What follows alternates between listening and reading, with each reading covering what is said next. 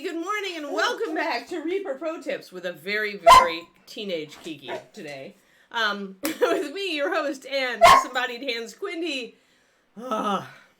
disembodied beard, John, and Barky Dog. No, Borks. I'm going to close the door on you.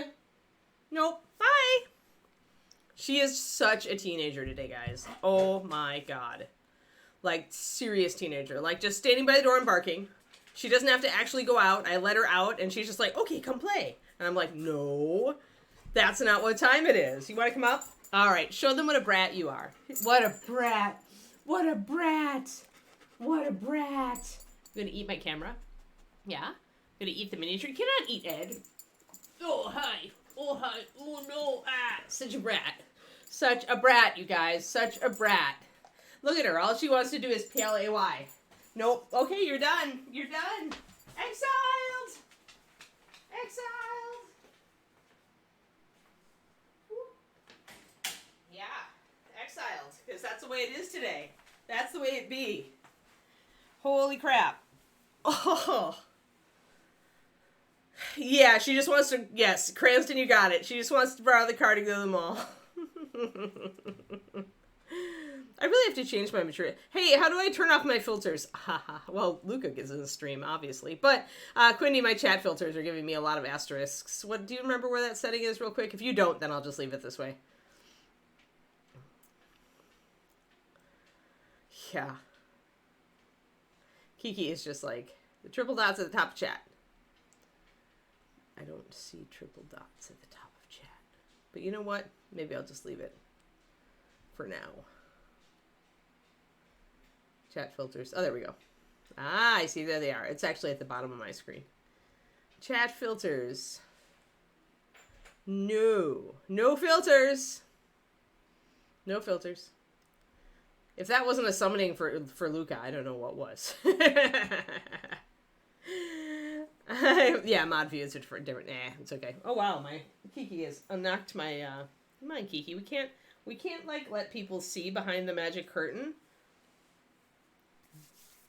There we go. We'll get that unsightful stuff out of there. Ah. Oh, wow, you have today off, Kuriko. Awesome. Awesome. Well, that's good. That's great, because today is a special episode. Not only are we starting Ed, but because I'm coming to the end of my Fundamentals of Mini Painting YouTube series, I decided to do some on mindset, which means I get to talk to all you guys about mindset stuff, about like what your blocks are, and about what you would like to see in little like 5 or 10 minute videos about, you know, unblocking, or if you're running into this, is it a deal breaker, and stuff like that. So I'll read you the list I've got, you know, as we get into it, and then you guys can also give me feedback just on like maybe priority, or like I guess all of these are important though. And I kind of have like, it's kind of like two different types of videos. Like I started out just writing down like the blocks, like fear, validation seeking, it's not easy, do I keep going, perfectionism, you know, stuff like that. But then I kind of segued into writing down how to use your brain to like to do good things, like how to form a habit, you know, of mini painting, you know, how do you use your own personality traits for motivation sometimes, you know, stuff like that. So it seems like it's like two different things. So maybe it just ends up being a series about, here are the problems and here are some solutions you can try, right? Because nothing is going to work for everyone.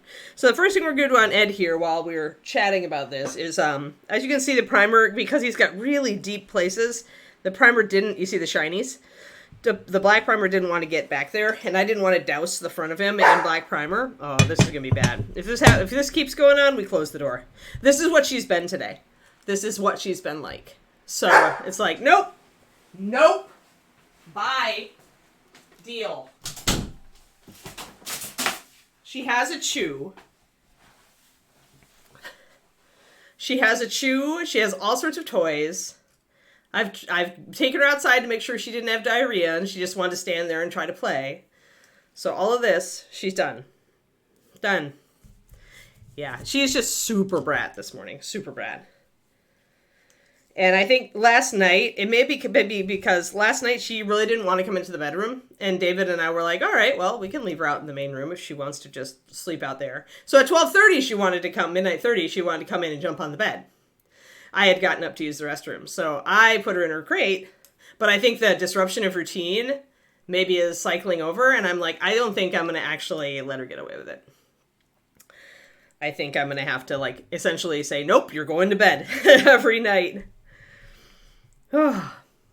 So, because she's just like, this is just way acting out, and I'm just not a fan. Not a fan.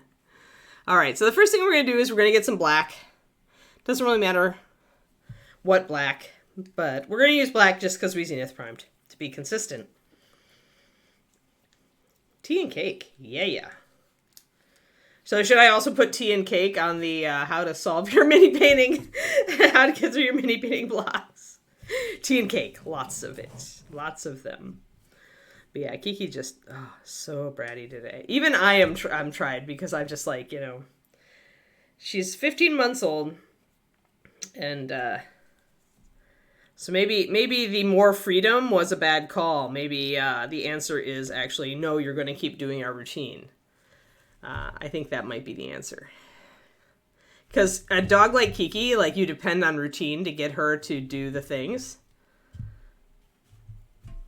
Because if she feels like she can buck the routine, then all bets are off, like it is today. The pharmacist was confused because tea and cake? No. Yeah, Argent Lupus. Yeah, actually, this was something that had happened, over 5 years ago now, Argent. And the reason is that Ed, even though he was of the previous generation, and this is a good thing to talk about because we're working on Ed today. Ed understood that, like, this is where the new, like, where the audience, like, was going, and where it was something Reaper could leverage. Because we always had the problem of, like, the problem with miniatures in general is, where do you advertise, right? And how do you find out if you're getting a return on that advertising? So, like, flyers in our boxes of stuff that go out to people are only advertising to somebody who already knows who we are, right? So for a while, Reaper did conventions, but then we found that the people finding us at conventions were just the fans we already had coming to the convention to buy stuff in person instead of ordering online, So Twitch became another way to get out, hey, this is Reaper Miniatures, this is what we're about, this is what we do. So we have a number of shows, and I'm on here every weekday morning, doing a different model, usually every day. October's a little weird because we're starting a whole bunch of more spooky models because Halloween, and it's what my soul is, and same with Quindy, our mod. So I guess Chroniko is also a mod, but you like spooky stuff too, right, Chroniko? But anyway. Then we ran out of cakes, so the choices are death. Yep. Eddie Izzard is awesome. Yeah, this is the world's friendliest chat, pretty much. No trolling. Well, okay, every once in a while a troll tries to come in, and, like, our wonderful moderators pretty much go and delete them, so I'm in it. I'm all for it. So I'm chill. This is a very chill stream. I'm Anne, if you didn't know me. I made Reaper's paint line for about 17 years. I designed Reaper Master Series paint, and I mixed every batch by hand except for when I was on vacations. I did everything for all those, like, 15, 16 years of production. So then I moved out here and became the streamer. I'm still part-time with Reaper, but I essentially stream for them every weekday morning. And then we have some other shows in the afternoons and evenings. Good. Yeah, well then you'll be happy here, Argent. And yeah, we do have Reaper has a really friendly painting community. If you hear barking, it's because my puppy, who is really too old to be called a puppy anymore, I think, is very bratty today, and so I've had to totally exile her from my room and exile her from this whole back of the house area. So, but she's still acting out because she can hear me in here. So I'll give her another chance if she quiets down, and we'll see if we can. Yes, do you have a flag? So we've got, if you didn't know this, Argent, Ed, our founder and CEO, passed away last Thanksgiving.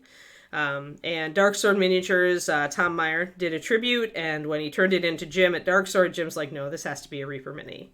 So he essentially gifted the sculpt and the rights to produce it to Reaper, which was really awesome of him.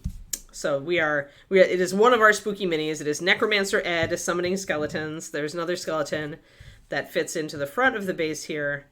So we'll be doing a pretty long base. I'll probably use a cavalry base for this one. I think I've still got some cavalry bases out there. But they pretty much socket in really well together. You just have to do a little tiny bit of like turf work or something to hide the join. I'm probably gonna, yes, the magic effect is pretty wimpy. and I'm probably going to expand that, but we'll get to that. That'll be later on. Hey there, Richard. How's it going?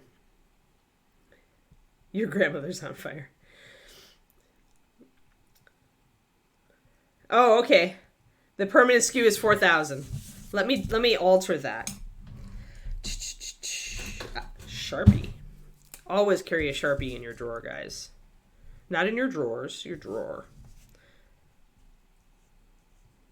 So if you want to carry a Sharpie in your drawers, you also can. But yes.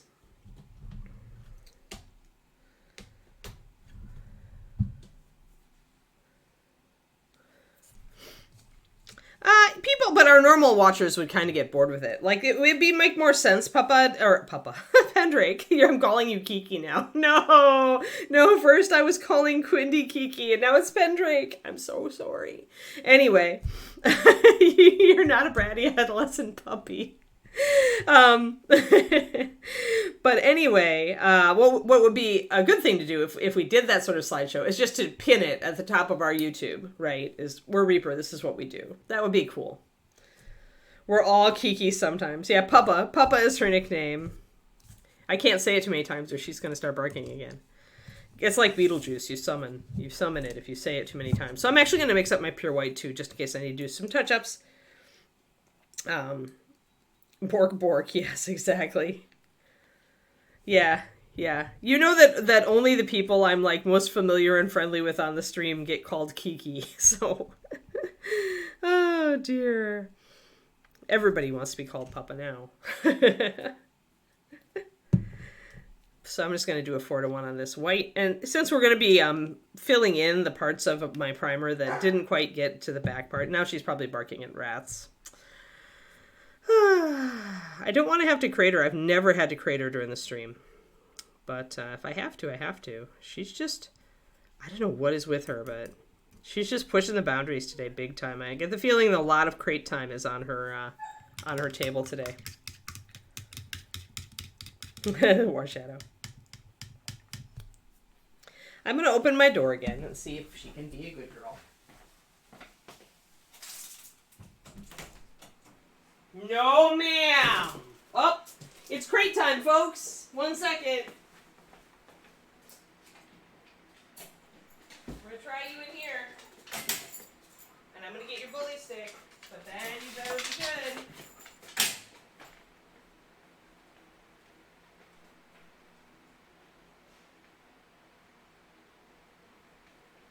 Or you're going in your crate. Settle and shoot. Nope. You're back here where you used to be when you were a little puppy.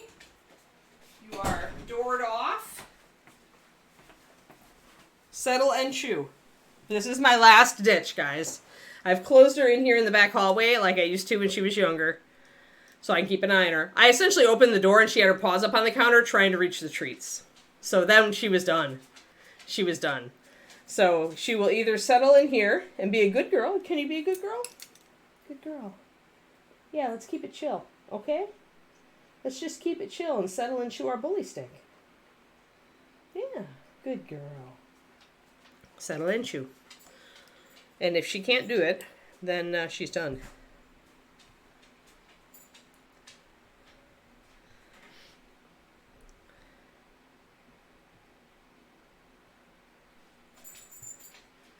Yeah, I figured, well, linen white is very much a bone color, right? I don't know that I'll use any blue on this one. We'll see. I'll keep it in mind. I was going to do the traditional red, black, and bone, although I did think about doing some fire coming up from the bottom of his cloth here. Depends on where I go with the rest of this. We have to figure out what we want to do. Like, the robe's going to be one color and the cape is going to be another color, and we kind of have to figure out what those colors are going to be. No, Greenie didn't like green. Well, David hates green too, so I just was surrounded by people who hate green, apparently. Settle and shoe, little dog. You know the drill. Yep, it's time to just settle down, Kiki. Work.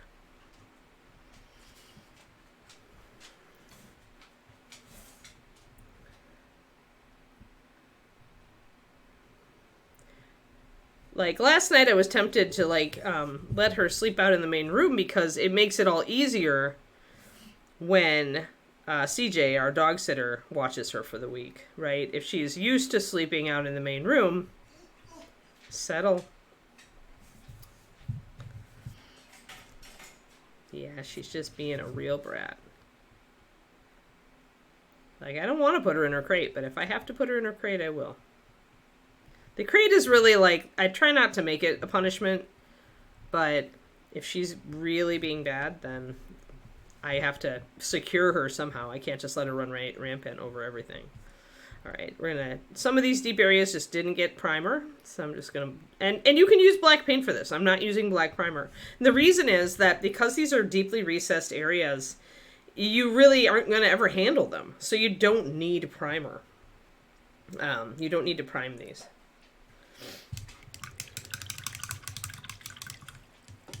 Inara, I'm doing my, because this would be black primer. I did Zenith on this. So because I did Zenith, and the black did not take, I'm just going to do the black because I went in on the Zenith for this model. We don't Zenith very much on this show because usually I'm painting Bones USA, which is Siocast, and I just paint over it. I don't prime. We're doing a couple of Zenith models now. And because I am, I'm going to lean into that underpainting. I'm going to lean into the black and white undersketch. Does that make sense? Like any other model, sure I would, but when I'm doing the Zenith, when I have black on other areas of the figure, it feels more natural to me to just do the black. It also gives us dramatic dark shadows, which is very necromancer-y. But yeah, you know, normally I don't use black, but when if I'm doing sketch, I do like to sketch in the colors of the primer. So I just want it to be true, like to feel right to me. Plus, I don't know, with a necromancer, it seems like a good option. So I am going to use some grayscaling here. If I do some wet blending here, I can blend in my black a little bit. Still leave a shadow, but get this. And this takes the speckles off. You could also just paint your model black and just sketch in white over the top if you're good at imagining where your highlights should go. Otherwise, Zenith is a great tool if you aren't to that stage yet and you need to kind of learn to think about how light falls on the model. But you can go and just grayscale everything. You could go and do a sketch over the top. It's not a bad no, Twisted Oma, Tom Meyer, one of his superpowers is likenesses. He's always been pretty good at it. It's like some artists are good at it, and some, I think, like, I would say, maybe you agree, Julie, I don't know, but Sandy Garrity also had a pretty good ability to do likenesses. It's something some artists cultivate and others don't. Uh-oh. Yeah, you see what I'm dealing with today with Teenage. And she's really just fussing. Like, and if she is a cat, I decided she's at least half cat. Because if I let her out there, she's going to get into trouble or she's going to just bark more. Yeah, Sandy Garrity was good at likenesses. Tom Meyer's good at likenesses. So it's a rare, like, ability. Even in artists, it's one of the hardest things to do in 2D art is to learn to do likenesses. Because you have to nail certain features of your subject, right? And you really have to get to the point where you can evaluate and do that consistently. Kiki, settle. Now. Settle down. I'm going to drop another drop of water into my white because I find that if I am sketching over the top, 2-to-1 is about right.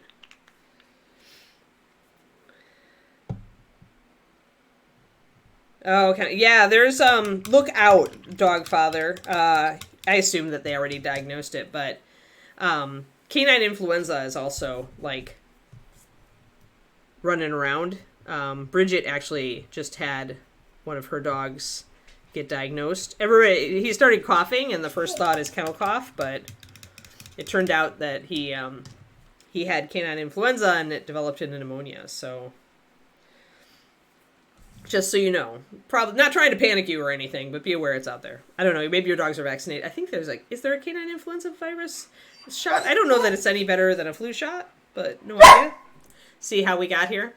I think somebody's going to go to her crate to relax during the stream, guys. I was hoping not to do it, but she's being too bad, so I'm going to go do that. 1 second. Come on, Kiki. We're going to go to our crate. Yeah, I'm going to give you some treats to do it.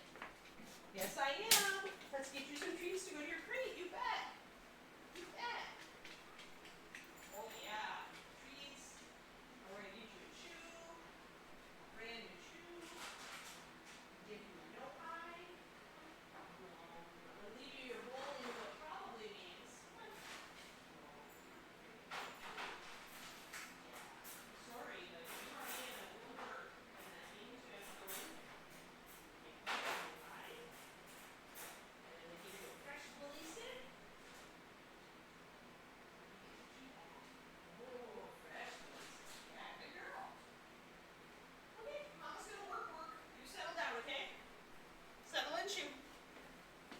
I'll be right through here. You'll be able to hear me. If you bark too much, I'll close the door.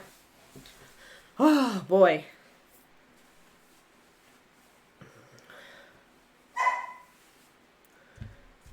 I don't want to go too crazy, too silly with it, Pendrake. I was thinking about stuff you see on sports cars, though, and flames were definitely a thing that I could see. Yeah, that was, yeah, the older dogs, of course, are impacted more. So, yeah, I figured you were knowledgeable enough. 10 millimeter, huh? Yeah, you really can't do a lot of tiny detail on those suckers. That's why I was never really attracted to the small scales.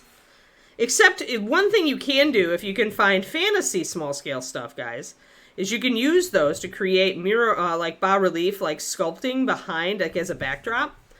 Like, if you can find a little, like small griffins or dragons or stuff, you can essentially sink that into some Sculpey, make an impression, bake it, and essentially just leave like the top half of the model like out, and it comes across as an actual carved relief sculpture then as a backdrop for your model. But it's hard to find 10 millimeter fantasy. War Master is the one that GW used to do, and that's when I did that. I did that technique with a model.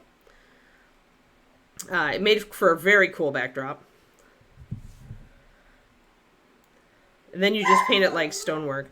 Yeah, apologies for all the fussiness. Kiki is just like out of control today, and we're just gonna deal.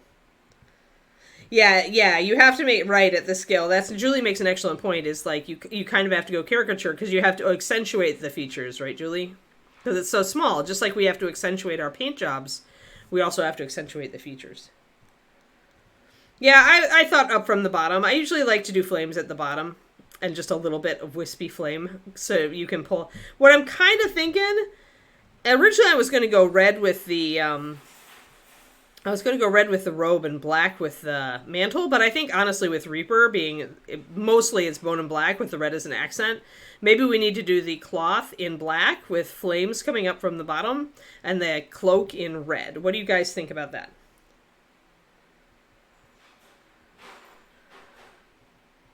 It's just what you want to, like, how you want to paint N-Cheeks, right?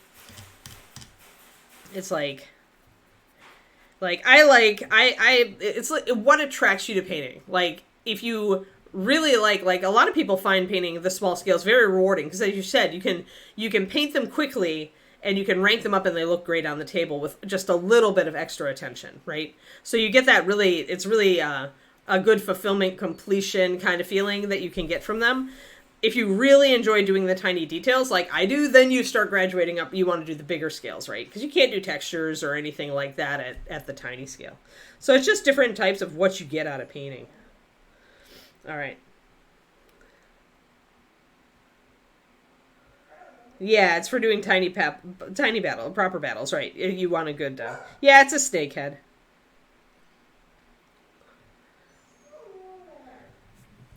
She is so sulking. I'm not even going to mention the name of the puppy who shall not be named. Because, settle! Because, oh my god. I can tell it's going to be a test today. I'm going to just accentuate some of these shadows here. I think I like some drama. Of course, this whole thing's going to be black. So at this point, I should stop doing that, and I should just block it in. Now, the problem... Okay, so... The problem with doing it that way... So here's your thought process on doing this sort of thing. So, yes, we could do this black. And if we do this black, awesome. But it means that our darker thing is coming out of our lighter thing, which is counterintuitive and not like it can be less effective. Whereas if we went with, and I think this is why my initial thought was to make the cape black and make this red, then you've got this black cloak and the red is coming up out of it. You see what I'm saying?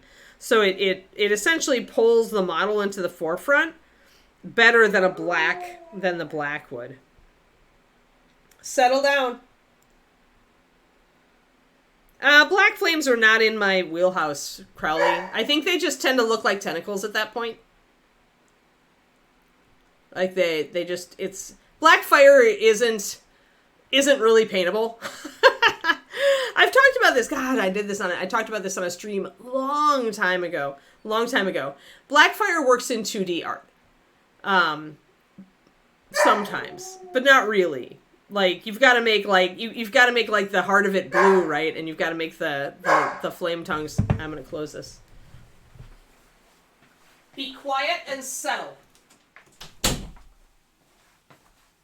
can bark all you want. I don't give a crap. Sorry, she is bad today, guys. I don't know what the bleep is going on, but holy crap. Okay, so...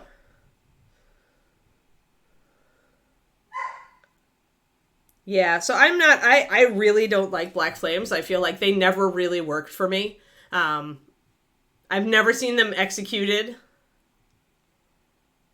But again, then it's like, I don't know, it'll get lost too. I'm not, like, you've got a lot of wrinkles here.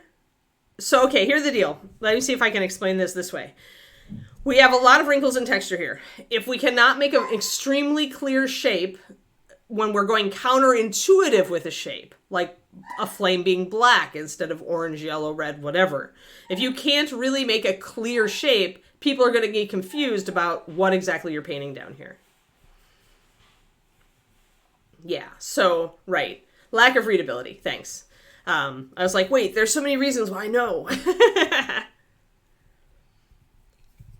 I don't know about tackiness. I've just never had success with them, and I have an aversion to them. Like, I feel like I've never seen them look good when people have tried to do that kind of thing. And it's like being able to read as fire, right?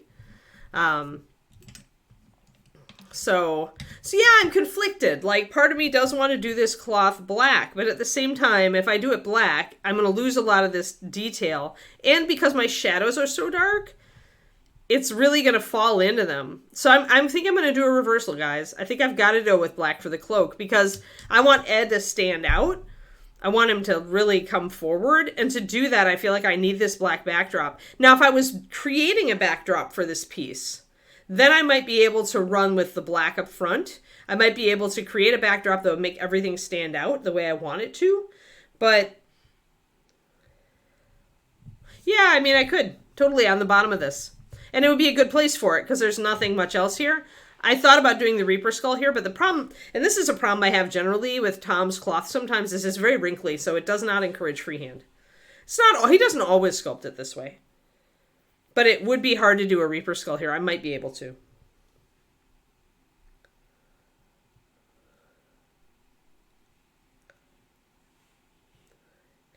I think it's technically impossible. I wouldn't even go technically hard, Richard. But for me, I hate it. So I'm not going to do it. I've never seen it look good. Like, it's, okay, so, like, think of it this way, guys. It's hard enough to paint fire. Now make it black. What is that? Is it a thistle? You know? I've seen it work, like I said, I've seen it work in 2D paintings, but even then it doesn't read as fire, it reads as energy, like a black necromantic energy. So again, having it read as fire, you get an identifiability issue. I guess that's a word. So yeah, so I think I'm gonna have to go. I think I'm gonna have to go red, and I can still do fire here as well, because the black thistle. Yeah, I was just thinking. I was about to say that, Quindy, is that I was thinking I was gonna go with a very dark red as it went down to the foot. So yes, we could fade it all the way down to black. You want to do that? And we really haven't done that. So we could do that. It's not hard. There's nothing wrong with Thistle Scottish person, but when you want them to be fire, when you want them to be fire. All right. So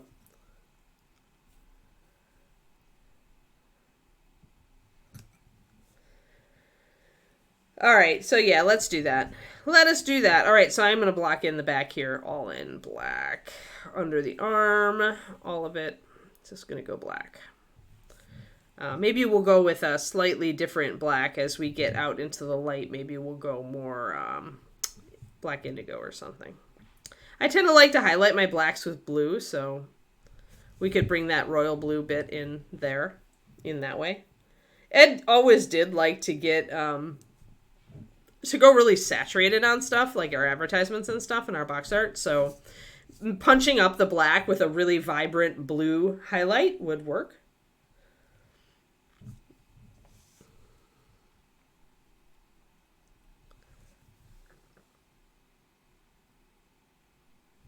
I hear quiet. I did give her a chew. Actually, I gave her 2 chews in her crate, so...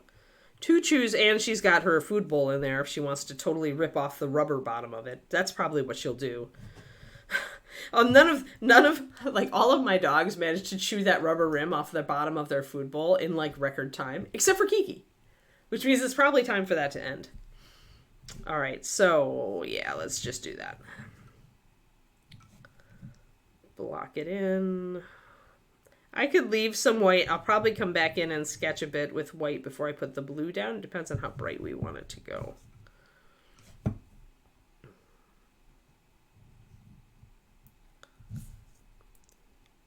We'll just commit, though. Full commit. And that would work, too, because a lot of the time, if we're doing highlights on a black cape, it's I'm going to highlight a little bit more toward the bottom, which is where we want to fade this to. And the cape doesn't go necessarily all the way down. So we'll see. We'll just, we'll run with it. We'll run with that idea and go for it.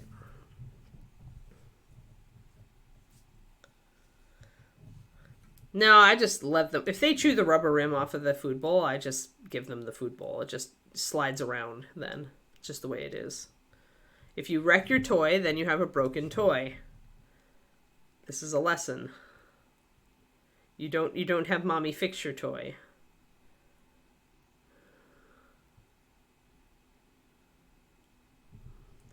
Dogs are like 2-year-olds, remember?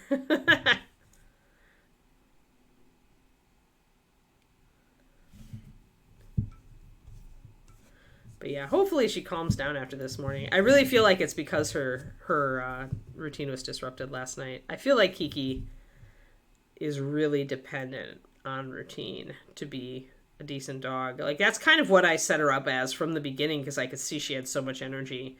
So I really emphasized routine all the time when she was growing up.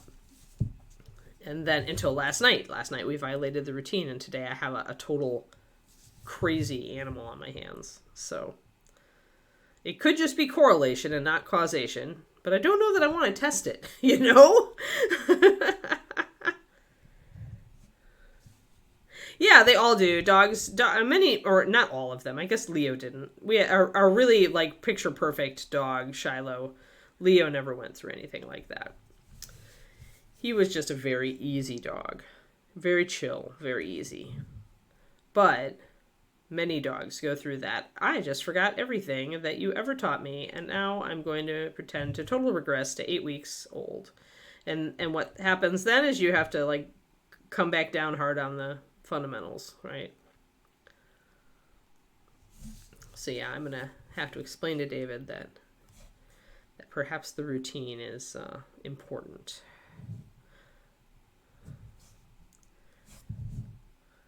Because I also don't want her to lose, like,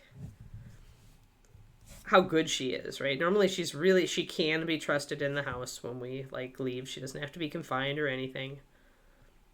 And she's pretty young for that, relatively speaking. Many of my dogs, my past dogs, some of them couldn't ever be let like that. Thorn, for example. But many of them didn't earn that right until they were over 2 years old. And even then, often I would put them in their crates just because that's what we did when we left the house. She's had a lot of freedom. Born an old man dog, yeah.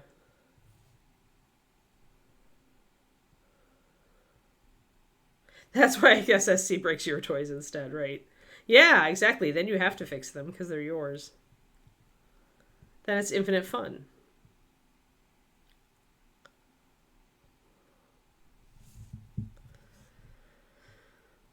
In cat speak, anyway. So yeah, we'll have a fun time highlighting this robe. It's very tattered. We'll probably do some weathering on it.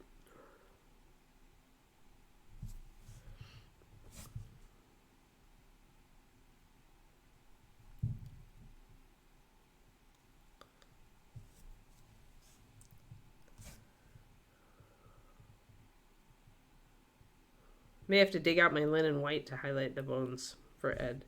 Also, I was thinking, I don't know, maybe the sleeves will go black. The inner sleeves might go black. I was going to think about bone, but we might need, well, maybe. Yeah, I guess it would make sense to do bone.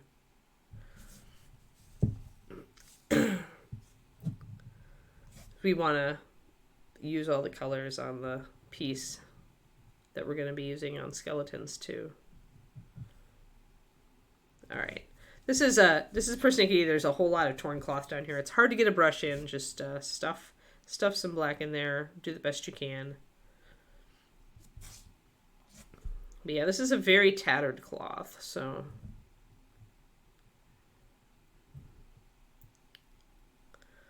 what do you guys think we should use for a royal blue? Like, do you think ultramarine? Do you think cyan? What do you think? Got some bubbles there, so I just blew on it quick to bust it.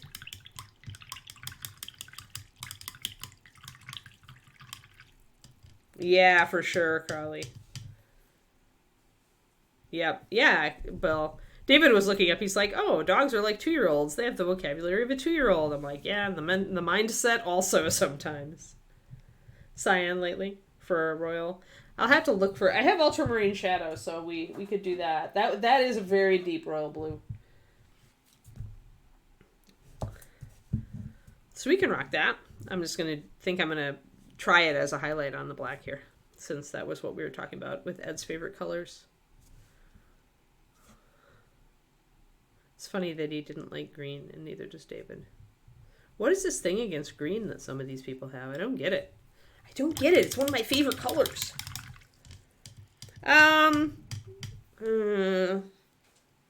Okay, so Void Blue is one of those blues that I was never quite happy with, Crowley. I'm gonna just say that.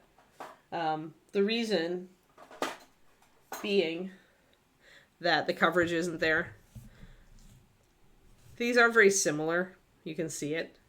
This is a bit more vibrant, though. If we're looking for a vivid royal blue, I think this fits it a little bit better. Ritterlich is very like ultramarine, but it's actually got more black in it, so it's not as vibrant. So I would say no on the Void. Just my own, like, kind of way I slide.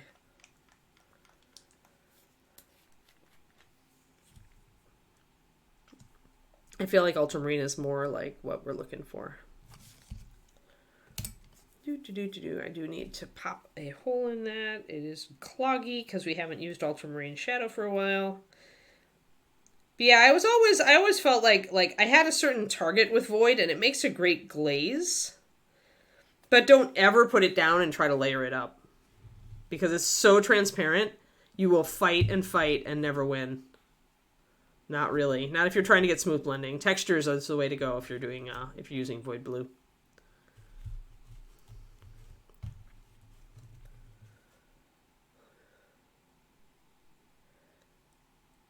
Hello, Crifrixis. Nice. That's a nice model. Nice to meet you, Bagger. We'll just call you Bagger for short. Or Mad. We can call you Mad. Mad's a pretty good nickname. We are painting the tribute model. Actually, I just realized I haven't really gotten in focus here. Of our CEO who passed away, Ed Pugh. Reaper CEO passed away last year around Thanksgiving. So we're coming up on the anniversary. I hope to have this done by then. We do a rotation on this show. We do a bunch of different Reaper minis. For October, I switched over to spooky minis because Halloween. So we also are working on a bunch of non-spooky minis. Like our usual rotation includes Mermaid. She's coming right along. It'd be nice to go back to her. So we're gonna do spooky stuff until I finish it, and then we'll go back to our normal lineup. The other one we've been working on here is Jolie, the scribe. She's cool. So yeah, that's what we do in here. And mostly I work on smaller stuff, Mad. Oh, Bagger? Okay. All right, Bagger it is. All right, so we were talking about Ed's favorite colors, what they used to be, and black and red and royal blue are pretty much what was brought up. Obviously, Reaper's colors are black and red, so that's mostly what we're using. But to get the royal blue in, the logical place to put it is as a highlight on the black. Now, obviously, if you look at these colors, they're very, very dark. If we just put this blue down, it's going to just disappear. So right away, in order to work this, we have to add a little bit of white to our blue. And that's the same thing you would do if you were painting on canvas, right? You have those globs of color. In order to get your blue to cover, you've got to add a little bit of white to it, because blue pigments are naturally translucent. So I'm just going to put a tiny bit of pure white on my brush and mix that in. That's going to make it, we want to make it light enough so that our first highlight shows up. I also might add in a tiny bit of black so that we don't have a really bright highlight. I want it to blend in a little bit. I think I need a little more white.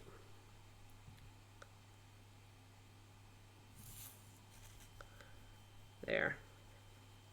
You need enough white that it shifts a little bit to something that's more opaque. Then you know you're good to go, because as you layer up highlights, then it's not going to fight you. This is a very vibrant blue.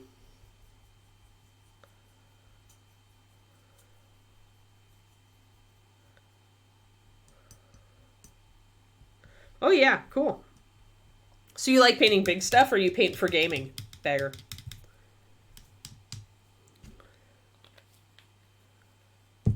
I'm going to add a little bit more water to my black. I want to keep it good, so it doesn't dry out in my well palette here, since I like well palettes. There are things you have to do to make sure your paint stays with you.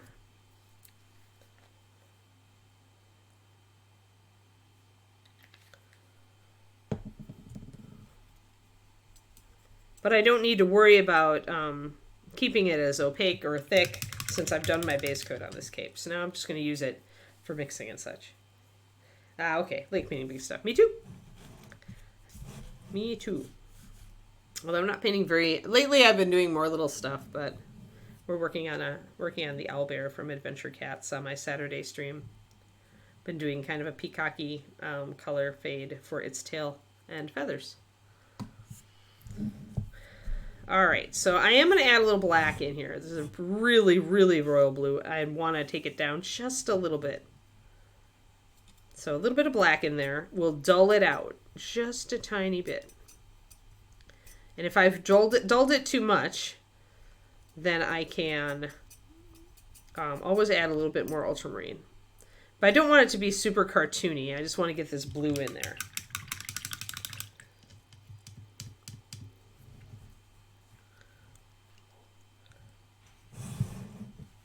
But yeah, usually with my big stuff, I'm less about painting monsters and more about painting like bigger scale, like busts and 75mm and stuff like that.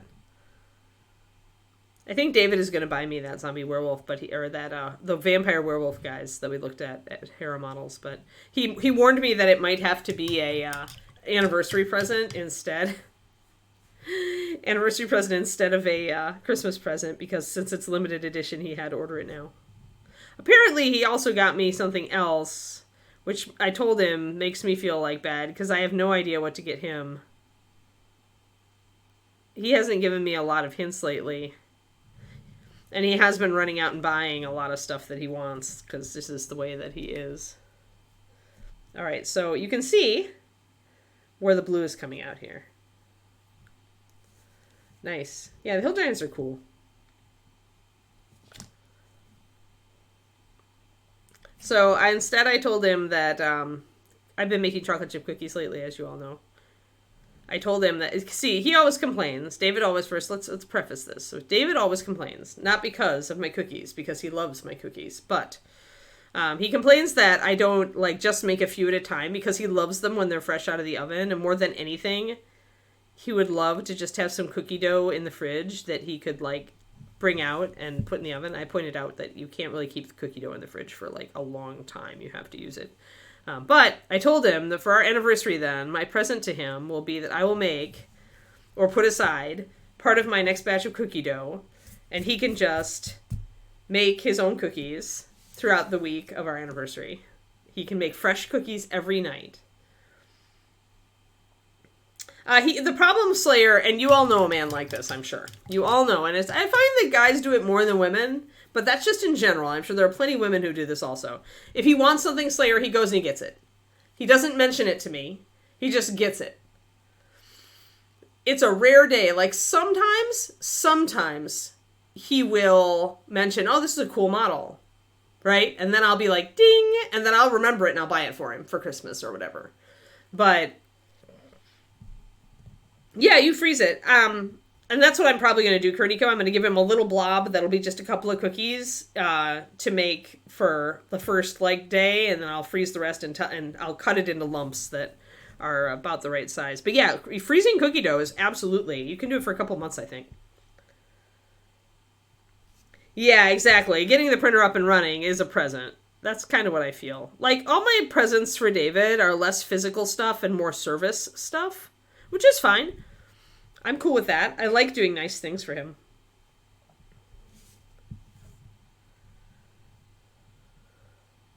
Yeah, any dragon airbrush can help, Bagger, I find.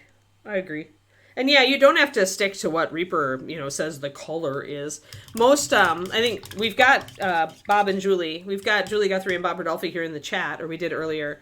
Julie sculpts a great many of our dragons. I think she did you did Caphryxis, didn't you, Julie? But I've asked Julie over and over again about colors for the minis that she sculpts, and she says when she sculpts it, she does not have a color in mind. She likes to see what the painters do with it. So changing the color of Caphryxis is absolutely in line with what the sculptor would say is permissible and even encouraged. I'm going to thin down my highlight here. I'm going to go back to show you guys what I'm doing here. Yes. Yeah, you did that one. Yeah, so the dragon that you are painting, Bagger, was sculpted by green users there. That's Julie and Bob.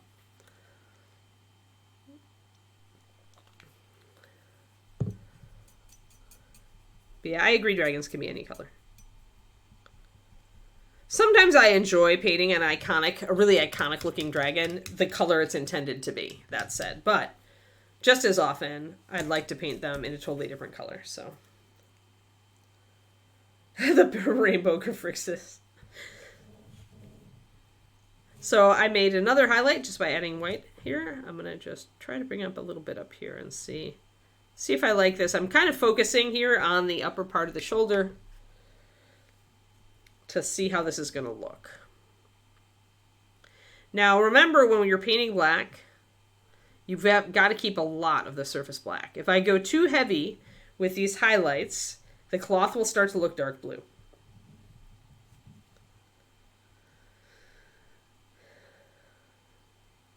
Yeah, in logs, that makes sense. That's a good tip, Crowley. I'll run with that. Thanks. I'd forgotten you could do logs. In chocolate chip cookies, I tend to go freeform.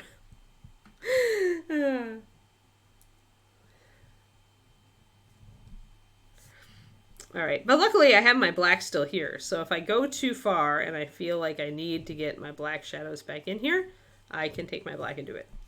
Now, I do feel like this entire upper area does need to be lighter. So I'll do a little bit of a line of this blue, but I don't want to lean into it too much. And I need to make sure that my shadows are black. Oh, early meeting time. Bye, Crowley. Oh, that's right. I was going to run these mindset things past you guys, right? When I do my new video series for YouTube. Okay, so we'll do that while I since I just explained what I'm doing with Ed here. We can do that now. So I would love mindset, or I would love feedback. So the issues that I've got, and if I've forgotten any big issues with sitting down to mini paint, like remind me. But I've got fear, which is just fear of it not turning out, fear that I won't paint it very well, fear that I'm bad at this, fear. Yeah, usually it's fear that it won't turn out nearly as good as I want it to. But it can be other fears too. Especially if you had an upbringing where you were always told that you weren't artistic, like that can be a big source of fear. Validation seeking. So like you're doing it to get recognition, but then you don't get recognition, and that can essentially poison like suddenly you don't want to paint anymore because you don't, you're not getting what your personality needs. Like, because a lot of people really need to feel like they did a good job, like they belong here, right? It's an inclusive kind of thing. And so that's one of them. And that can backfire, which is why I would talk about it. The next one is, this isn't easy. Do I keep on going? And that's about this whole expectation that we have, like we're in our culture. It tends to be, if you try it and you don't show some sort of magical, natural aptitude for it, you shouldn't do it, right? That's the myth. So that's the myth I want to debunk there, because it isn't going to be easy, right? And that is not a sign that you should stop, right? It's a sign that you should keep going. So that's another one. And then perfectionism is another one. And that again is tied back to the fear, right? It's the fear that that's not going to turn out the way you want it, of the fear that people are not going to like it because it's not good enough.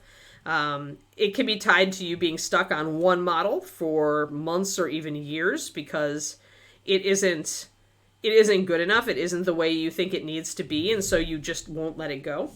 That kind of thing. Imposter syndrome's a weird one, but I think that comes a little later because you have to be in the community, I guess. But maybe only marginally. No, I'll put down imposter syndrome. I think imposter syndrome gets misnomered. Like, I do agree on this, and there's this school of thinking now about it. Imposter syndrome, quote unquote, gets thrown out a lot. But the fact is that the fact that you have imposter syndrome is a sign that you are not an imposter. And that's why people don't like the terminology. Like, if you feel like you're an imposter, guess what? You're not, because a real imposter doesn't care. All right, so yes, but I'll put imposter syndrome down.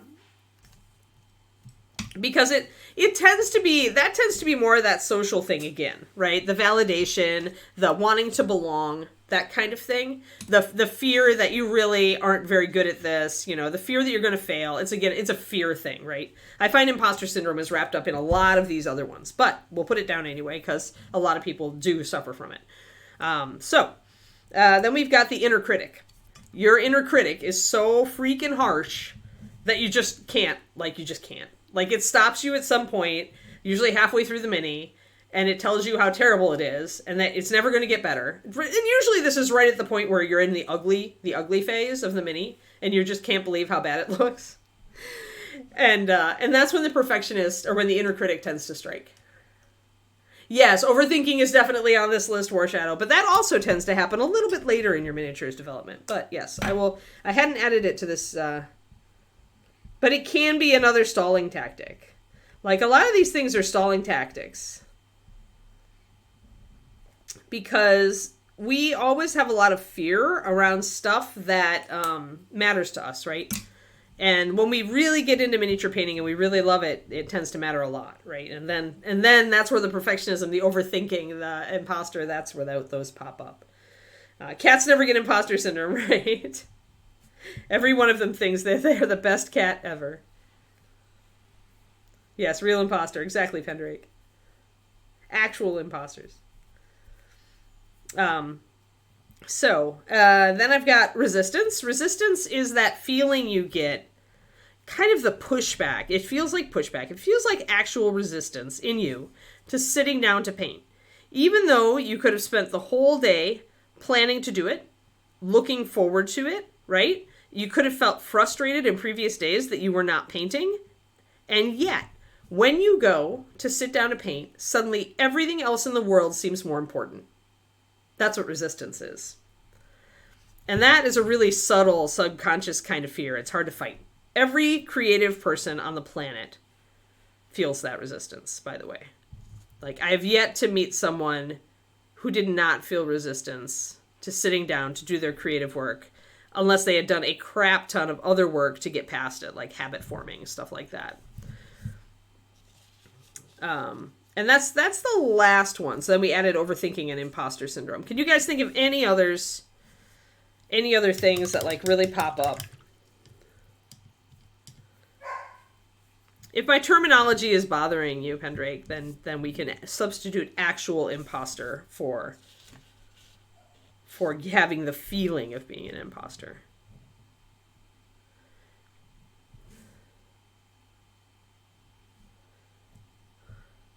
Settle down. I might try letting her out, guys. She's been in the crate for a little while now, so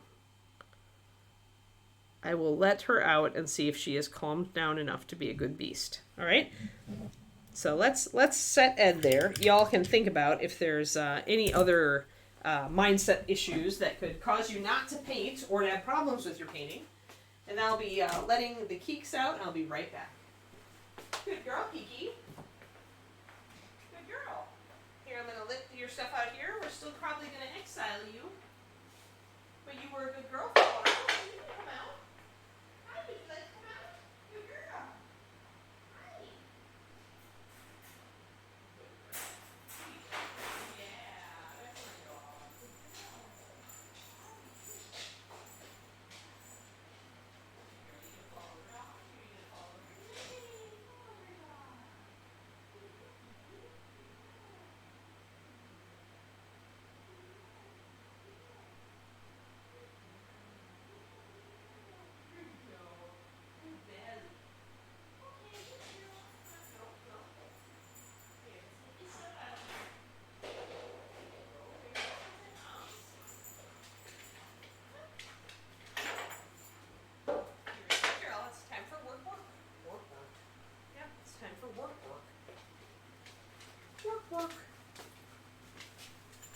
Wow, that was a huge dust bunny. It attacked. Good. Now we'll see if she's going to be a good girl. Decision paralysis is one. That's less of that. That I find that maybe you tie that to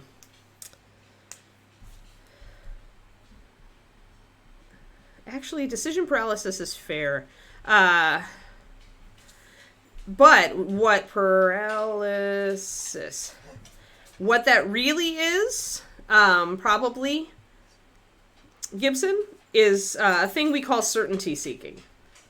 There's certain types of thinking, like a certain personality types, that really want certainty that they're taking the right or best path before they execute. And once you're aware of this, you can spot your brain doing it and go, no, brain, we're just going to go ahead and do this. And if we don't like it, we'll just paint it again. Easy. So that's the way to diffuse that. But it's usually because you have like a type of thinking or a personality trait that really wants certainty before you execute. And the problem is that sometimes you're not going to get that extreme certainty. Exile.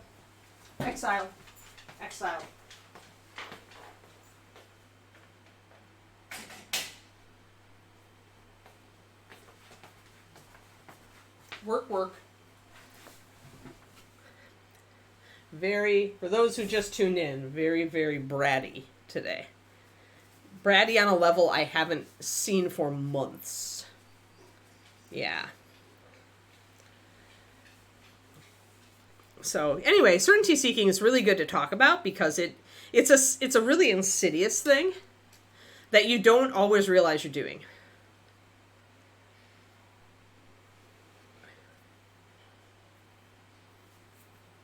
And a lot of us, you know, especially if we didn't have a lot, it can come up a lot of different ways, but if you find you're the kind of person that has to think about things a lot before you execute, that's a sign that you're probably vulnerable to that certainty seeking kind of thing. Like that kind of thing, you can get caught in that, right? And you can be definitely, or any of us can be overwhelmed by decisions. Like that's just human. But the reason that we're overwhelmed by decisions can be a little bit different. However you need to trick yourself to do it, you can either just tell yourself very happily that, no, don't worry about it, self. We can just paint over it. Like for me, you guys have seen this. I'm not afraid to paint over stuff on stream. If I don't like something, I'm going to paint over it. Like, I do this in my own models all the time. But I'll start it. I'll start it to get moving, because sometimes the only way you can determine that it's the wrong call is to start.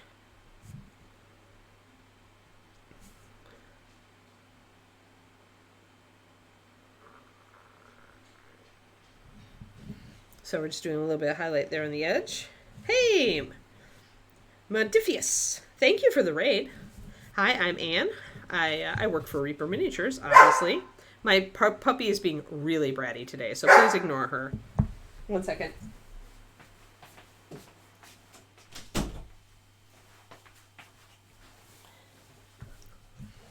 So, yes, woof, Keek says. She just wants, she wants all the attention today. I'm not sure what is up with her.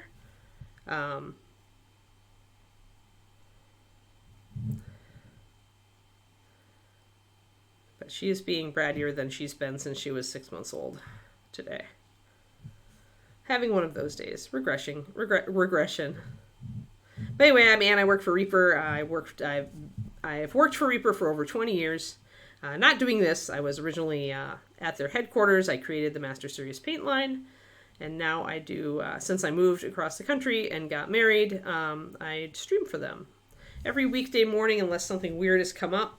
We're doing really deep blue highlights on this black, which is something I don't normally do. I normally go for a more naturalistic look, but this was one of Ed's favorite colors, so that's why we're messing around with it to see if we like it. I am liking it so far, actually. Now, as we go down, we are going to need to get cautious. Oh, I just remembered. 1 second. Are you being good? Or bad? Or ugly? I need to push the treats away, guys, so she doesn't do what she was doing before. Hey, good girl. Yeah, good girl. Good, quiet. Very good. Now you can't get to anything. Yeah. Put all that stuff way back there. Way back. Yeah. There we go. Now we'll pause and hit it. That's all good. Hey, good girl. Yep. Hi. Yeah. Work. Be good. You gonna be good, Papa? Do you want to say hi? Do you want to say hi to the stream? Okay. I've got my own personal Cerberus here. This is Kiki. She is a brat today. She says, I am Kiki and I am a brat. You're a good girl. Yeah, go settle. Find your bully, Papa. Find your bully. Where is it? Find your bully. Go settle. Work. I'm going to switch to a bigger brush because when you're doing lots, no.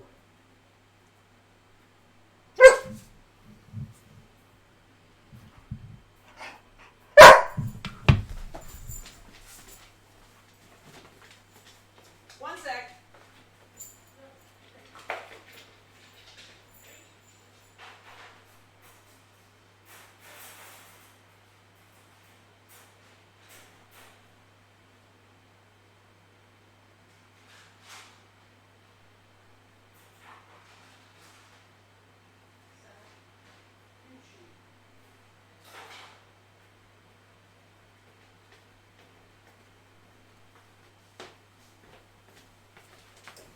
That's where we go. Sorry, had to be very calm.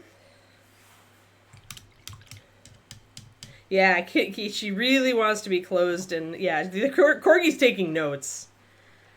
Yep, it's back to jail.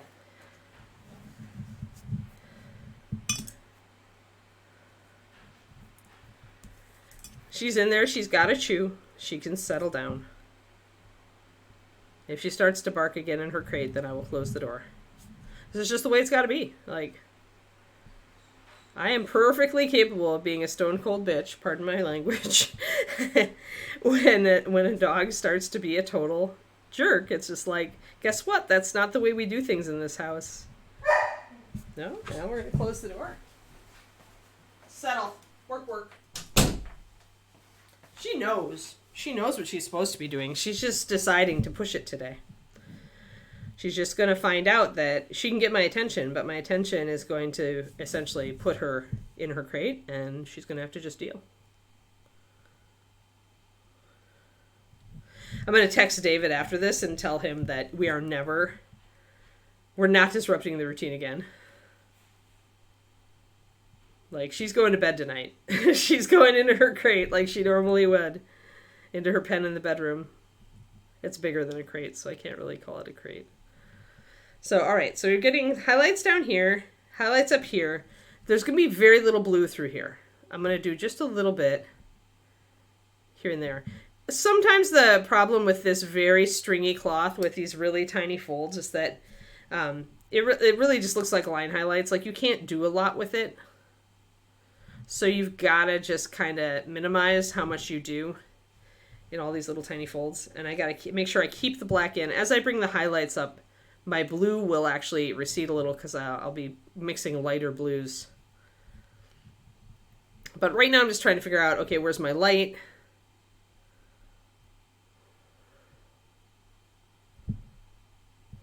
And I'm going to just block that in. Right now this looks more dark blue than black, but we're going to bring the black in and blend in this blue as well. Right, exactly. This is just weird. It's just weird twistedoma. It's just, the only thing I can think of is she's going through a phase. So we'll just deal. But she's got to learn that she can't get away with that stuff. If she wants me to treat her like a little 8-week-old puppy, I'll treat her like a little 8-week-old puppy. That's it.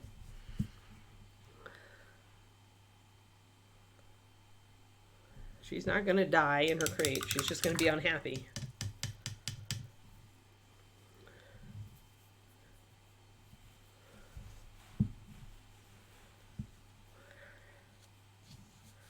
But yeah, so those were all of the things that we've got that I'm going to do short videos on for my YouTube, just on mindset. If we think of more that you guys can tell me if you come up with any funky ideas, or if you run into something that doesn't seem to sit with any of those. Although in general, a lot of those are going to fit a lot of different situations. Those different mindset problems. And then as far as fixing, like techniques for fixing stuff. Oh, there is another thing too. One more. There's one more evil thing that can keep you from painting. It's the I want to, but I have no time. And that also tends to be rooted in resistance, or it can also be rooted when you are a human that has a big sense, like where you have a strong sense of responsibility, right? Or if you're an Enneagram, if you're that Enneagram type that, I forget which one it is, but that really, maybe it's the 4, it's a caregiver type. If you are a caregiver personality, you have to really watch it, because you probably already noticed in your life that people will take advantage of you. And this kind of I really want to, but I have no time, can come from that. It can come from the sense of responsibility that you feel for keeping the house nice and making sure that your husband, partner, kids are taken care of. Yeah. Procrastination and excuses tend to be resistance, twistedoma, but it can spring from any of this sort of thing. And sometimes I have no time is absolutely an excuse. Absolutely. But not always. It can also spring from just a sense of responsibility toward others. And the problem with that thing is that you usually haven't yet learned how to allow yourself to be responsible for yourself, right? To take time for yourself, to understand that giving yourself relaxation, fun time is also a responsibility, and that you do have a responsibility to yourself. Nobody else is going to do it for you, right? And some people really struggle with that, really do. So it's not always just procrastination. But I'll put that down. I'm going to put down procrastination, excuses.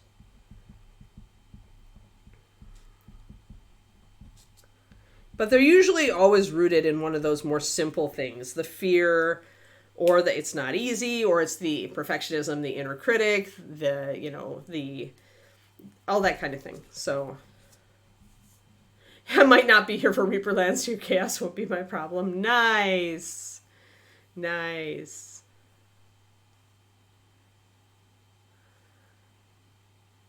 Yeah, fear when it comes to finishing a mini. And that's usually a fear, though, that it's going to be not as good as you want it, right, Agent Marvel? Like, if you aim really high, and then you're afraid that pushing it's just not going to turn out nearly as well as you wanted. Like, that fear is the big one. Fear is the massive thing that all these other things spring out of. And it's fear of different things that make the differences. So yeah, but I want to, but I have no time. That tends to can be. I see it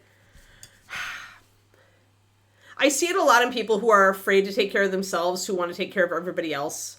I see it a lot in people who have just been taught that it's selfish to take care of yourself, right? We've all heard that one, right? They don't say it out loud, but it's implied, right? So there's a lot that. Yes. That's true. Energy, motivation, and organization. I should address some of that as well. And the lack of motivation is often due to a lack of energy, right? Or it can be due to fear. Can be. But not everybody needs the same type of organization. And that's another thing to understand. Organization. Different types. I ran into that just yesterday in one of my writing communities, where there are various writing books that everybody recommends, right?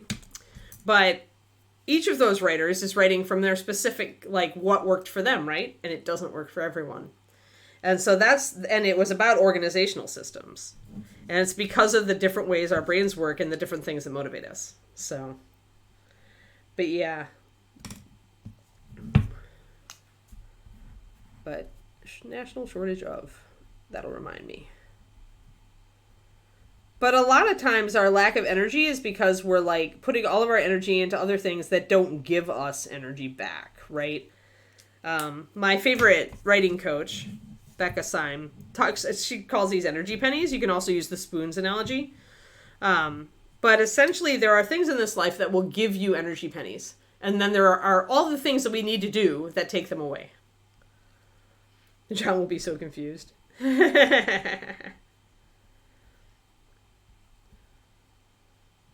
Right, but some people don't have that fear, Pendrake. It's like the people, like, I see this in writing, right? You see it in self-published fiction. People will put up their stuff, they're terribly proud of it, they love it, they do not realize that they're not very good of a writer yet, right? And it's the same thing. It's like people put up the elf because they're just happy that they painted it. And some people really are delusional and they think it's an amazing thing. But they really, that's the way they feel, right? It's valid. It's valid. Who are we to say that it's not good, right? How are you defining good? If it's finished mini, then yeah, it's good. Right? And this is where getting too judgy can really inhibit a new painter, right? We're in the zombie apocalypse. Yeah. But I feel like the organization thing is a lot of us who have different, more spontaneous, more intuitive organizational systems that work better for us are pretty much, oh, that's not how to do it. You have to have this very regimented, very bullet point, very list, very do this, do that, do the other thing. What do you mean that you have to kind of just move through your day and instinctually reach for the next thing when it's ready, right? people will look at that and they'll say, that's not an organizational system, but it perfectly is. It's like the person who can walk into their messy hobby room and know exactly where anything that they need is. Whereas the rest of the world looks at that and goes, oh my God, how do you ever find anything? It's just so disorganized, blah, blah, blah. But not everybody is the same on that one. So organization, I tend to be like, meh, but it can take you a long time to figure out what system or lack of system really works best for you. Because there's a whole lot of other stuff in there too, right? Yeah, messy but organized. And some people rely on that messiness to be creative fuel. Right, Pendrake. But you know what? If that person's happy with them, what right do we have to judge that? Like, why are we even going there? Like, cool, kid. Works for me. If they're doing it to troll, then that's the best response you can give them. If they can't get the troll reaction, then they'll stop. And if they honestly are proud of themselves that they painted a unit, even if they're proxying it as something else because they don't have the money to buy expensive models, okay. It's okay. It's all okay. Because then all we're doing is we're taking, if that is the case, if the kid just doesn't, if it's a kid or a person, even an older person who just doesn't have money, who's never painted before, who is amazed that they actually finished a unit, even if they're bad, like, then if we start jumping in on that and going, then we're just taking the place of that person's inner critic. We're giving them an inner critic, only it's an outer critic, right? That's not what they need. They need someone to vibe with them on how cool it is that they actually finished an entire unit, even if they don't paint very well yet. It's okay. And if it's a person who really doesn't want to be good, they just want to get done, like that's valid too. That's valid too. It's all good. Yeah, any paint on the model is better than no paint, right? Yeah. Yeah, I feel it, Kreniko. I just slowly evolve toward mess. And then I get sad because when the mess gets to a point, it does impinge on my creativity, right? And then I have to clear it. But it's cyclical, and I understand that that's kind of my process and how it works. And I would have to put habits in place to, like, clean up after myself consistently, which I'm working on with this desk. Yeah. Right, exactly. And that's just the way that some people work, and it works for them. It works. So that's why the bottom line on this stream is always, does it work for you? It's when it doesn't work for you. When you've been doing it and wondering why it doesn't work, repeatedly, you break down at a certain point. Repeatedly, it seems to work, and then it doesn't. That's when you have to stop and question your premise. Like, when you say, I need this mess to function. Do you really? Like, seriously questioning yourself can be a great tool and scary as crap. So whenever you make that kind of statement to yourself, really ask yourself, really? Do I really? And imagine a world where you didn't have to deal with that. And if that feels better to you, then maybe you need to question some things. You know, it's like, it's all this kind of thing. I say this having done a lot of questioning of myself lately. Well, okay, over the last, 10 years. A lot of questioning. Yeah. Yeah, right. Validating someone's inner critic is going to lead to them painting less. Exactly. Honestly, when I first started out Active Mind, I would put little blobs of blue tack. Like, I would figure out, okay, this is the upper corner, put a blue tack blob. Blue tack blob over here, blue tack blob down, on my lower corners as well. The problem comes, of course, when you're zooming in and out, but usually you're going to find yourself getting off camera when you're really zoomed in. So if you can have a little mark on your paper I use gray paper as a backdrop because I find it shows colors more true. Or put little blobs of sticky tack, or put little skeleton markers, whatever you need to do. You can make a game of it, because if people are watching you, they know streamers get off camera, right? So having little skeleton dudes at the corners of your workspace to remind you can help.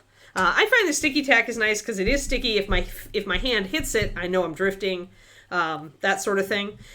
Over time, I have just learned, I have my chair set, and I have my, I reflexively glance up at my camera a lot to make sure that I'm still in frame. So these days, it's a lot more rare for me to drift out of focus or out of camera. And when I do, it's usually that I've zoomed in a lot. If you're really zoomed in, it's just super easy because a micro movement can move you out of frame. The sticky tack is really where it lived for me for a while. But after a while, I just got used to my finger position, and I'd anchor the hand holding the mini. So this is my painting area, right? My palette defines part of it, so obviously I'm not going to drift up. My palette is keeping me from going there. You know, I've got my paper, but I could drift here. I could drift here, but then I'm drifting off the desk, so right away it's enough to make me correct. I anchor my hand on the surface, and then I try not to move this hand. And it's just practice at that point. And like I said, I reinforced this by in the beginning, I was doing the framing with the stickies, and I also got in the habit of always looking up at the camera. Now, since I'm checking chat a lot anyway, that helps me to kind of reinforce that I'm glancing and making sure that I'm in frame. Does that all make sense to you, Active Mind? So there's a bunch of tricks for you.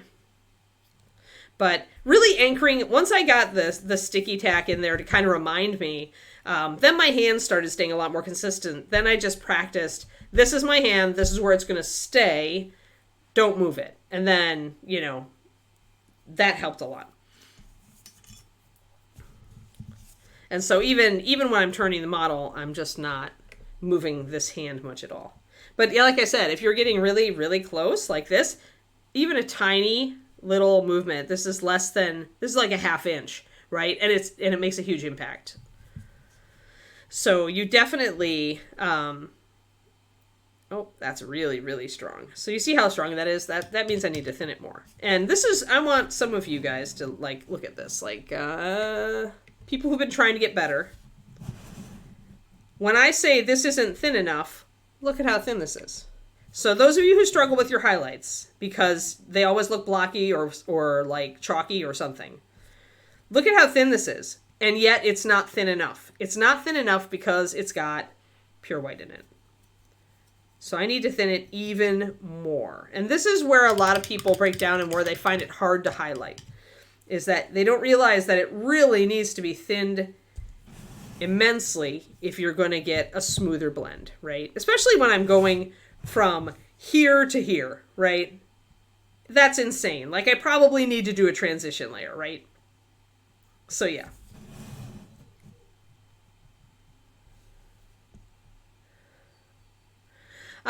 Yeah, I invested in one because I stream for Reaper and I also do my own stream and I also do YouTube. So for me, at the time I bought this document camera, Active Minds, it was about $300. I think that during the pandemic they went up to $600. I don't know what they are now. If you have the ability to save up a few hundred at some point, I highly recommend it. If you're doing the type of work which requires that you've got to get close to show textures or fine details. Otherwise, I found it with a webcam, because that's what I started with. But then it's even more so. You need to anchor your hand because, right, you're usually fixing the focus with your webcam. So you want to be fixed at a certain level of up and down as well. So can't see the bottom. More. Thanks, Doc Faust. Oh gosh, this is probably at least 1-to-1 at this point, Kerniko. But the point is that if you're trying, especially if you're taking a really light color and trying to put it over the top of a dark color, and if your dark color was somewhat translucent, then thinning more. Document camera, yes. So Active Mind here, let me acquaint you with the doc cam. I don't want to move my camera too much, but essentially if you Google document camera, you will find a thing that looks like a stock with a camera arm. And the reason these work so well for art video, for specifically mini painting video, is they are meant to see and to be high resolution on fine detail, right? Because they're meant for doing projection up on the wall during classes. Teachers use these things. But they're built really good, because teachers use these for years. So they're built well. The focus is amazing. I can get super close if I need to. I can back up super easy. I can rotate my camera manually here, but the resolution and the ability to fix focus. So I can either put this on adjustable focus, or I can put it, if I want to be up here, I just press a button and it comes into focus. It is now fixed at this level. If I want to paint down here, I can do that. And it'll fix it at that level. Or I can just leave it on random, just like the average webcam. Right, exactly. So that's why this is cool, because my little camera is right. You see my hand right here? This camera is right here, so I can be down here. The camera's in front of my nose. I can still see clearly to the model because I can zoom in with this camera. So I'm not moving. I'm not actually moving the camera. I'm actually able to get really close with the zoom function. So document camera, more expensive, but you have a bunch of controls on the stock here. I use an IPEVO. You can look at them and see if they look like they might be good for you. But if you do mini painting on stream or on YouTube, there are other ones too, and you can probably find a refurbished one for much cheaper. So I use this. I think I use the VZX, but that's the wireless version. I really didn't need it. There's a wired version as well. Might be a little cheaper. Oh yeah, don't go for the DSLR. You don't need it. No. I think the DSLR is just like overkill. If you're doing professional quality YouTube, yeah, okay, sure. But honestly, I find that this is good enough for painting videos on YouTube. Now, then it comes down to your lighting, right? So I've got a big ring light right up here that hits both my face and illuminates the mini from this side. And then I've got another smaller LED light over on this side that's illuminating the mini from the top and the left. So that essentially helps me reduce shadows on the model. And then my backdrop, as I said, if you go for a neutral gray, I just use construction paper. That way I can change it out as it gets dirty or gets, drops of stuff on it. Then it comes down to that. But once you've got that dialed in and you've got a document camera that's decent, win. Yeah, DSLR is just really fitsy, like very, very futzy. I own one, right? I got one, but I don't think it's ideal for this. It's not meant for it, really, to do macro. And that's what we're doing here, right? We're doing macro video. And so, yeah, I find the IPEVO is very good. It's got great resolution, certainly enough for YouTube or Twitch. It's super easy to use. It was plug and play, so all I had to do was plug it into my freaking computer and it worked. Unlike trying to figure out how to, work with your DSLR and your camera setup and stuff. So, yeah, highly recommend. Here we go. Document camera. That's what I use.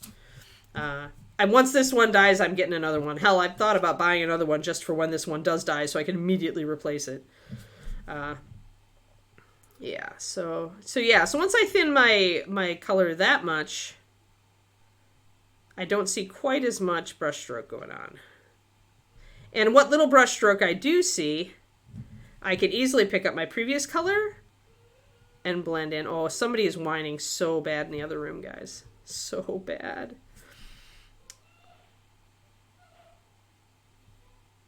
Oh boy.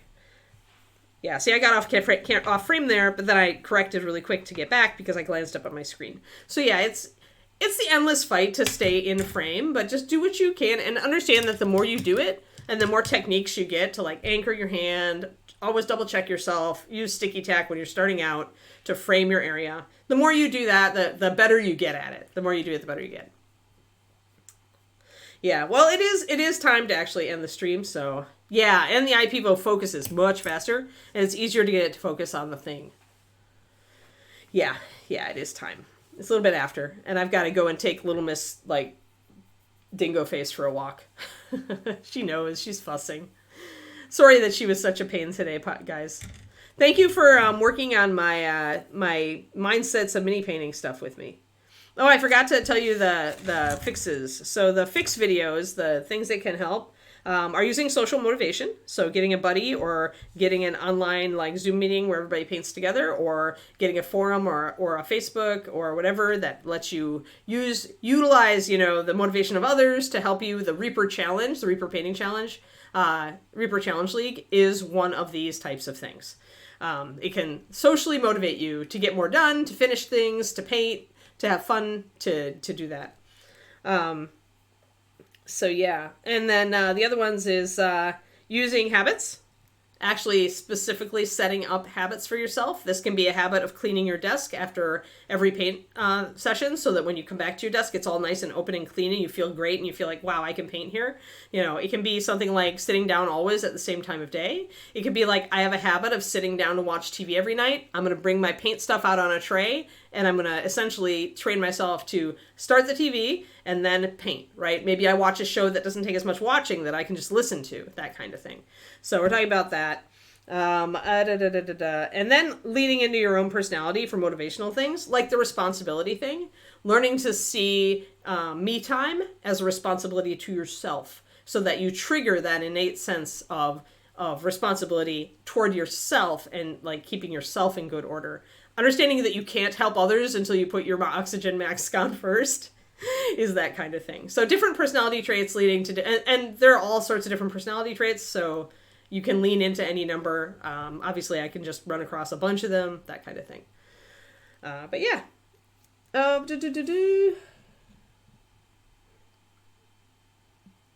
the VZ model is about 330. Yeah. Oh, paint for hours without back fatigue. I don't actually do hours. For one thing, Active Mind, I've got, this is a kneeling desk. So I do switch it up. So I've got a kneeling desk in here and a more traditional, kneeling chair. And then a more traditional chair, but with a back support pillow in the other room when I hobby paint at night. I also limit how long I go. So usually 45-minute chunks. 2 of those is about an hour and a half. Hour and a half is about what I'm good for these days. If I go longer than that, I start to really feel fatigue. I feel like if you're Twitch streaming, then what I did, I used to have a lot of back pain.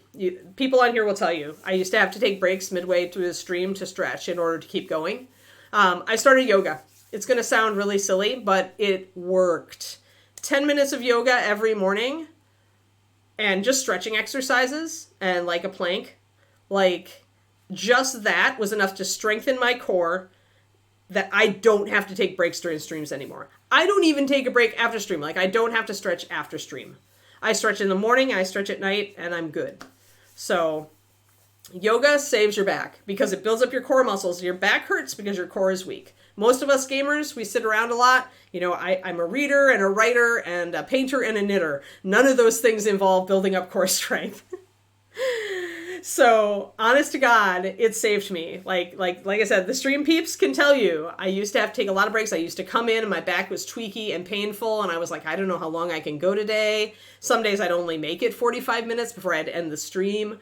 Honestly, yeah, just a few yoga stretches just to activate everything, to stretch it out, get it flexible in the morning, warm it up, and it's good. Like, it's good. I honestly do 10 minutes of yoga and just general exercises every morning. 10 minutes, boom, on the mat right before I shower, go. So I worked it into my routine and it works. Oh, frame rate. Okay, well then it's definitely time to end.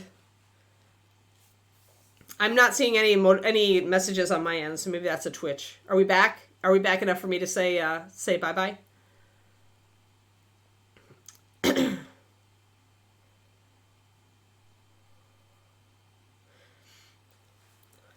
Yeah, I mean, just, yeah, try some basic, like, simple yoga stretches. I do all the dogs. So I do, just to give you an idea what I do. In the morning, I sit Indian style, and I do a gentle stretch to either side. Then I do cat-cows. Those are the ones where you're on all fours, and you make your back sag, and then you arch it. So the cow is the saggy back, and the cat is the arch. Then I do where's the one that is a downward dog? Do the downward facing dog for 10 seconds. Then I plank. Like, I started at just 10 seconds, and now I'm up to almost a minute. Then I do a child stretch to stretch out my back after the plank. Then I just do some hand rotations to make everything flexible. After that, I switch it up. I either do the warrior pose type stuff with, like, some stretching and touching my toes kind of thing, and some breathing, or I do crunches and some bicycle kicks. So you're on your back and you've got your legs up and you're doing bicycle, like you're rotating your legs like this. And then I do an upward dog to kind of stretch my back the other way so that it's arching this way. So if you look up all the dog stretches on yoga, I do all those. And that's what I do. Like, that takes 8 to 10 minutes every morning and I'm good. I'm good. Like, it's made a world of difference. Huge difference in my back pain. Okay. So there we go. You know, I hate them too, but they make my back happy, Gibson. So I make myself do one a day. One a day. Just to activate everything, right? Just to get my back, like, working, like, make it snap into place and go, oh, this is how these muscles work, right? Because we never use that, like, when we're sitting here doing this stuff. So anyway, hope that all helped. Thank you. It was really nice to meet you, Bagger, and everybody else, the new people here on the stream. An active mind, and it was good. I hope it works. Oh yeah, the cat cow with a 10-pound cat. If you actually have additional cats to add to your yoga. But yeah. Oh no, Twitch still sad. Oh no, Twitch. Yes. Thank you, everybody.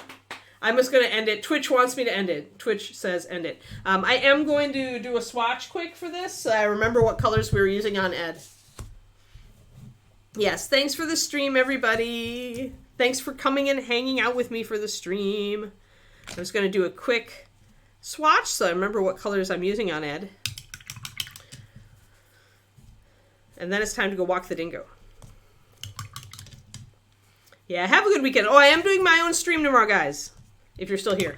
I am doing my own stream on twitch.tv/paintingbig. We're going to be working on Owlbear, probably, most likely. Maybe I'll do some prep on the pug, too. But yeah, we're going to be doing that stuff. So come on in, 3:30 USA Central Time-ish, and I usually go for a couple hours or so. Depends on how I'm feeling and all the rest of it. But hope to see you there, and I'll just sign off. We're there. Kiki's for size time. Yeah, hopefully she calms down. All right, everybody, have a great one, and I'll talk to you later.